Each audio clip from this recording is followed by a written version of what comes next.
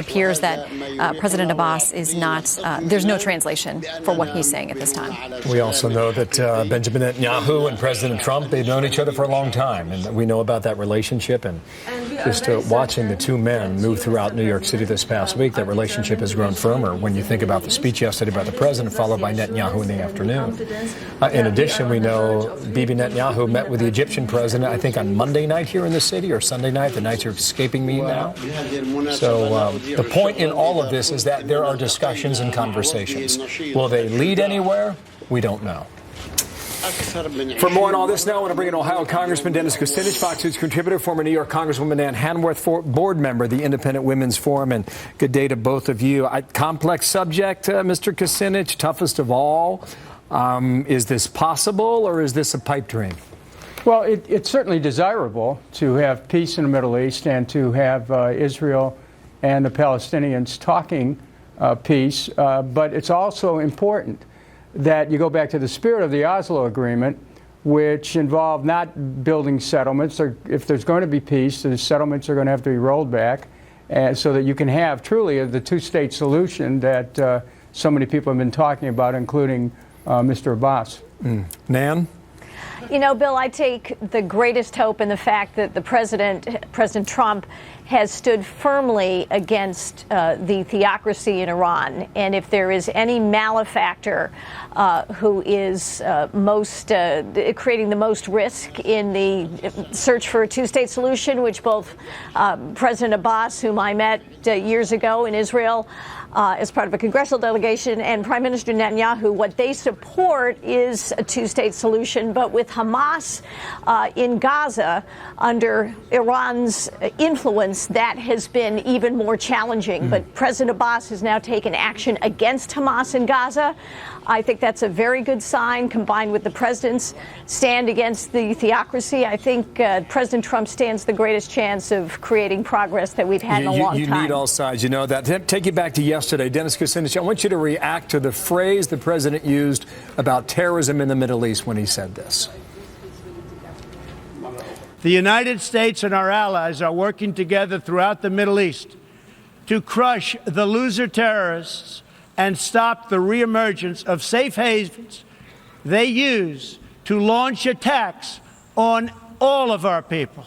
Last month, I announced a new strategy for victory in the fight against this evil in Afghanistan. Crush the loser terrorists is the phrase. Pause that for a moment. Here's the president. There could be no promises, obviously. So many people have talked about it, and it's never happened. But we are fighting very hard. We are trying very hard. We're all getting along together well. We'll see if we can do it. And if we do it, it would be a great, great legacy for everybody. For everybody. So let's see what happens. Good luck, everybody. Good luck. And you have millions of people rooting for you, that I can say. Thank you. Thank you very much, everybody. Have you already decided what you will do about the Iran deal? Have you already made up your mind?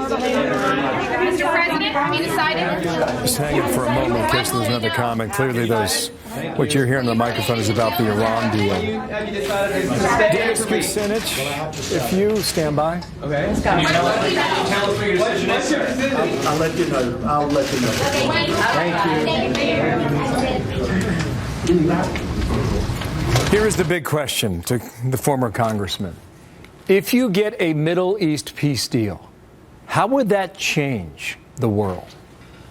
Well, it would change the world because so many of the actors around the globe, particularly in the Middle East, have been very concerned about the plight of the Palestinians. And if the Palestinians and the Israelis can come to an agreement, which we certainly hope for, two-state solution in this case, it would, I think, be a major step towards achieving peace. Of course, let's go back to the spirit of the Oslo Agreement. And if we work from that as a template, there's a chance that something could happen. And I'm certainly glad that President Trump has had the opportunity to meet with Mr. Abbas. I hope they continue the conversations and also bring Mr. Netanyahu, Mr. Abbas, and also Hamas as part of a larger peace deal. We need to talk to everyone in order to get peace. Nan, how would it change the world? This would be something else, as you know. It would, Bill. The Middle East has been a powder keg, as we know, for decades, and extending before World War II, when Israel was established in 1948, of course. Israel, the state of Israel, is such a magnificent democracy in so many ways, and such an economic strength, such an innovator that I would love to see. And I respect exactly what Dennis has said, because he's right. We need the Palestinian people also to feel secure. Their Arab allies have to not be an impediment to peace.